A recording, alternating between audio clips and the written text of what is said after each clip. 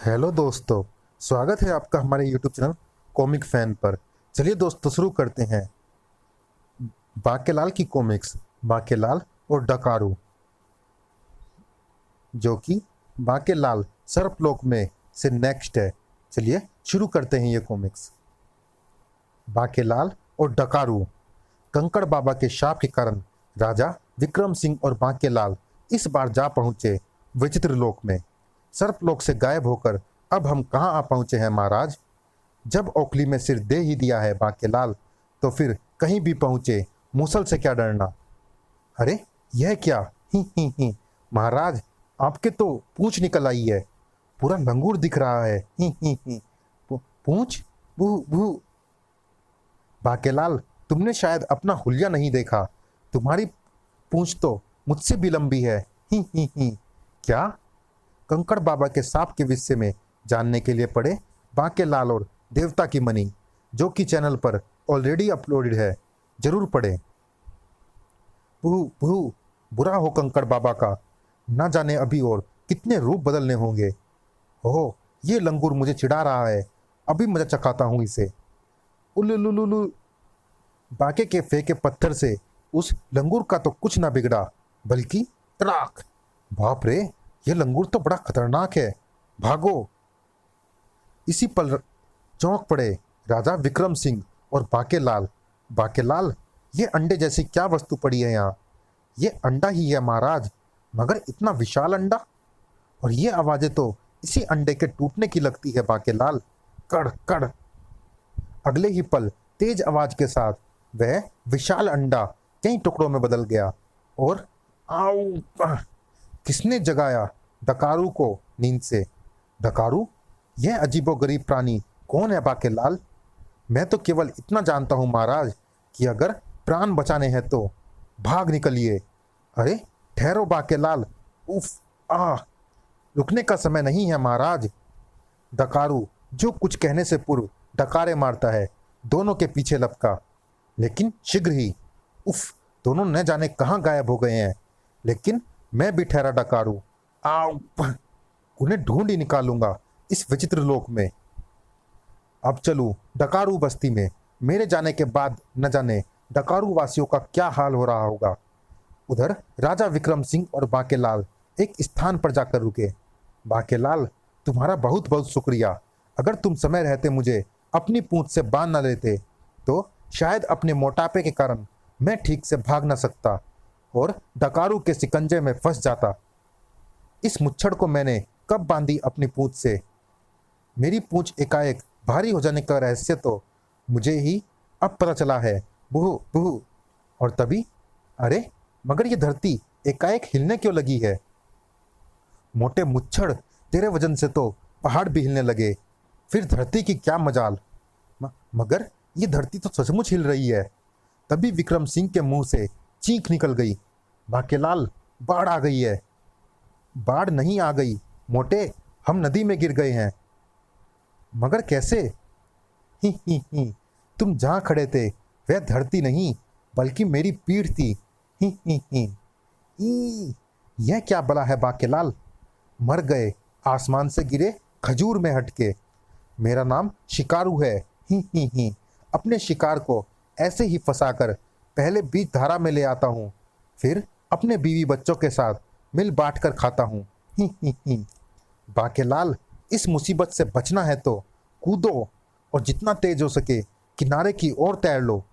भोले शंकर, तूने कहाँ फंसा दिया मुझ शराफत के पुतले को। छपाक। अरे शिकारू के शिकार भाग रहे हैं। भू भू। अब जब तक मुड़कर मैं इनका पीछा करूंगा, तब तक तो ये दोनों दुड़की हो लेंगे। बहू बहू। बाल बाल बचे बाकेलाल। हुम्फ हुम्फ। महाराज, बच गया वो शिकारू नाम का कछुआ, वरना कहीं मुझे खा लेता तो 7 जन्म तक लोटा लिए नदी के ही चक्कर काटता रहता। उफ, इतना विशाल कछुआ आज तक मैं नहीं देखा था। पहले वह विशाल अंडा, फिर यह विचित्र कछुआ। महाराज, हम विचित्र लोक में आ पहुंचे हैं, वह देखिए। ओह, तभी हमारे शरीरों में भी ये विचित्र परिवर्तन हुए हैं। बाकेलाल, देखा कैसा विचित्र पक्षी है। ये विचित्र लोक है महाराज, यहाँ की प्रत्येक वस्तु विचित्र व अनोखी ही होगी। किंतु बाकेलाल, रात गहरा रही है। इससे पहले कि चहु और अंधकार छा जाए, हम इस विचित्र लोक में अपने सिर छिपाने की जगह ढूंढ लेनी चाहिए। मैं भी यही सोच रहा था महाराज। आइए कोई उपयुक्त स्थान ढूंढते हैं रात बिताने का। उधर डकारू बस्ती गूंज उठी एक भयंकर डकार से। आओ! ये तो सरदार के डकारने का स्वर है। आओ! इतनी तेज डकार केवल सरदार ही मार सकते हैं। आओ!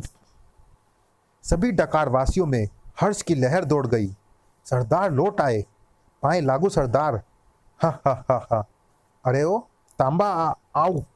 कैसा है रे तू? आओ! सरदार, तुम कहाँ चले गए थे? तुम्हारे जाने के बाद तो हम अनाथ ही हो गए थे। और सरदार, आओ! लंगूरपुरी के लंगूरों ने अब हमें नजराना देना भी बंद कर दिया है। लंगूरपुरी के लंगूरों की ये मजाल। आओ! भयंकर डकार निकली डकारू के मुंह से। आओ! भरकम, दलदल, आदेश सरकार। आओ! इसी समय लंगूरपुरी जाओ और हमारा यह आदेश जाकर लंगूरों के मुखिया खूं खां को दो कि इधर बाकेलाल और विक्रम सिंह। महाराज, इधर देखिए, वहाँ बड़े ही विचित्र फल है। आधा आम जैसा, आधा सेब जैसा। बाकेलाल ने एक फल तोड़कर विक्रम सिंह को दिया। पहला फल आप स्वयं ग्रहण करें महाराज। हे, क्यों नहीं बाकेलाल, तुम मेरा कितना ध्यान रखते हो। वनों में पके व रसीले दिखने वाले फल कभी कभी विषैले भी होते हैं। अगर ये फल विषैला हुआ तो इसे खाकर मुच्छर जरूर मरेगा, और इस प्रकार मैं ये फल खाने से बच जाऊंगा। बाकेलाल, फल तो बहुत स्वादिष्ट है। मैं तो कुछ फल और खाऊंगा। ओह, इसका मतलब फल विषैले नहीं है। वाह! उसके बाद दोनों ने फल खा खाकर गुठलियों के ढेर वृक्ष के नीचे लगा दिए। वाह, मजा आ गया बाकेलाल। छुड़प! आधे से अधिक फल तो इसकी मूंछें खा रही है। सचमुच आनंद आ गया फल खाकर। अरे, इन दोनों ने तो वृक्ष के आधे फल चूस डाले हैं। पकड़ लो इन दोनों चोरों को। ले चलो इन्हें मुखिया खूं खां के पास। अरे मगर, ये फल क्या तुम्हारे बाप के हैं? यह तो तुम्हें लंगूरपुरी के मुखिया खूं खां के पास पहुंचकर ही पता चलेगा। महाराज, अगर आप कहे तो मैं अभी इन्हें मदद चखा दूं। नहीं बाकेलाल, इनके मुखिया से मिलने में कोई हानि नहीं दिखती। हम उन्हें समझा देंगे कि हम कोई चोर नहीं है। चलो भाइयों, ले चलो हमें अपने मुखिया खूं खां के पास। इस उद्यान के फल भूल से भी खाने वाले को सिर्फ एक ही दंड मिलता है, मृत्यु दंड। उसी समय भरकम, दलदल और गलघोटू जा पहुंचे लंगूरपुरी। क्यों रे मुखिया खूं खा? आओ! सरदार डकारू के लौट आने का समाचार सुनकर तेरा चेहरा पीला क्यों पड़ गया? डकारू महर्षि उधेड़बुन की कैद से कैसे निकल गया? लंगूरपुरी के वासियों, तुम भी सुन लो सरदार डकारू का संदेश। आओ! सबरी बाग के सभी फलों पर केवल डकारू वासियों का अधिकार होगा, क्योंकि शबरी बाग के फलों को खाकर ही डकारू वासियों का हाजमा ठीक रहता है और वे अधिक डकारों से बचे रहते हैं। आओ! जिससे कि उनकी शारीरिक शक्ति नष्ट नहीं होती। इसलिए 10 टोकरे शबरी बाग के फलों के साथ हमारे पांव दबाने के लिए अपने 2 लंगूरों को भी नजराने में भेज दो। अगर तुमने हमारा यह आदेश मानने से इनकार किया तो दुष्परिणाम भुगतने के लिए तैयार रहो। तुम्हारा प्यारा मित्र सरदार डकारू। हमें कुछ देर सोचने का समय दो दलदल, तब तक तुम हमारे मेहमान बनकर रहोगे। तीनों डकारू वासियों को मेहमान घर पहुंचा दिया गया। तभी मुखिया जी की जय हो। अरे पूछ लंब, ये किसे पकड़ लाए हो? ये दोनों चोर शबरी बाग के फल चुराकर खा रहे थे मुखिया जी। किंतु मुखिया, हम चोर नहीं है। अगर हमें मालूम होता कि उस बाग के फल। मुखिया खूं खां ने क्रोध में आकर आदेश दिया, इन दोनों को तुरंत दलदल के साथ भेजने की व्यवस्था करो। दोनों के सिर पर 5-5 टोकरे सबरी बाग के फलों के रख दिए गए और मरवा दिया इस विक्रम सिंह ने। ना जाने ये टोकरे लेकर अब कितनी दूर और कहाँ जाना होगा। शीघ्र ही दलदल हमारे मुखिया खूं खान ने सरदार डकारू के लिए ये तोहफे भेजे हैं। सरदार डकारू? हा हा हा। अगले ही पल, नहीं बाकेलाल, ये तो हमें डकारू के पास। उफ, अब भागने का भी समय नहीं है, तुरंत ही कुछ करना होगा। डकारू बिना डकार मारे ही हमें हजम कर जाएगा। बहू बहू। इधर गलघोटू ने विक्रम सिंह और बाकेलाल को दबोच लिया। तुम्हारी ये मजाल। आओ, फलों के सभी टोकरे गिरा दिए। गलघोटू, इनके गले घोंट दो। अब लंगूरपुरी के चार लंगूर हमारे सरदार के पांव दबाने के लिए हमारे साथ जाएंगे। आओ। दलदल का आदेश सुनते ही हा हा हा।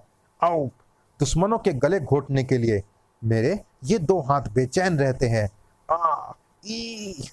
ठीक उसी समय विक्रम सिंह की पूंछ गलघोटू की टांगों से लिपट गई और यह देख दलदल चीख पड़ा। भरकम, कुचल दो इन मच्छरों को। आओ। हा हा हा। अब तुम दोनों नहीं बचोगे। लेकिन भरकम की राह में आ गई विक्रम सिंह व बाकेलाल की पूंछे। दोनों की पूंछ में उलझकर भरकम धड़ाम से चारों खाने चित। यह क्या? अब दलदल स्वयं आगे बढ़ा। दलदल तुम्हारा कचूमर बनाए बिना नहीं छोड़ेगा। धड़ाक। दलदल टकराया पेड़ से, क्योंकि बाकेलाल और विक्रम सिंह एक तरफ हट गए थे। हा हा हा। दलदल ने वह वृक्ष उखाड़ लिया।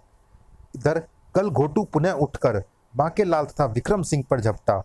अब तुम्हारे गले घोंट दूंगा। आओ। इसी पल दलदल ने वृक्ष बाकेलाल तथा विक्रम सिंह पर उछाल फेंका। बचो बाकेलाल। गलघोटू के मुंह से निकली भयंकर डकार। धड़ाम। हाय, मर गया मैं तो। आओ। अरे, दोनों कहाँ गए? सुर्र। मेरे कान में यह गुलगुली सी कैसे हो रही है? आओ। हो, तो दोनों शैतान वहां छिपे बैठे हैं। ही। अब कहाँ जाएंगे दोनों बचकर मेरे नुकीले सींगों से? लेकिन ऊपर पहुंचने से पूर्व ही, अरे ये क्या? ये तो फांसी के फंदे हैं। हाँ बेटे, और अब तुझे फांसी पर ही लटकाएंगे हम। बाकेलाल और विक्रम सिंह ने अपनी पूंछ को जरा सा झटका दिया तो, नहीं, बचाओ रे। फिर ये दोनों बड़े खतरनाक है, भाग निकलने में ही भलाई है। हा हा हा। भाग गए तीनों कायर कहीं के। उन्हें छोड़िए महाराज, आइए हम भी भाग चलते हैं। वो तो भाग गए, किंतु अब तुम दोनों बचकर नहीं भाग सकते। खबरदार, हिलना मत, बुरे फंसे। शीघ्र ही। क्या इन दोनों ने दलदल, भरकम और गलघोटू जैसे दानवों को मार भगाया? जी हाँ मुखिया जी, और अब डकारू उनका बदला लेने के लिए यहाँ जरूर आएगा। ओहो, इन दोनों मूर्खों के कारण लंगूरपुरी का अस्तित्व ही संकट में पड़ गया है। चलिए दोस्तों, इस भाग में इतना ही। ये रोमांचक कॉमिक जारी है अगले भाग में भी। मिलते हैं इसी कॉमिक्स के अगले और अंतिम भाग में। तब तक के लिए धन्यवाद।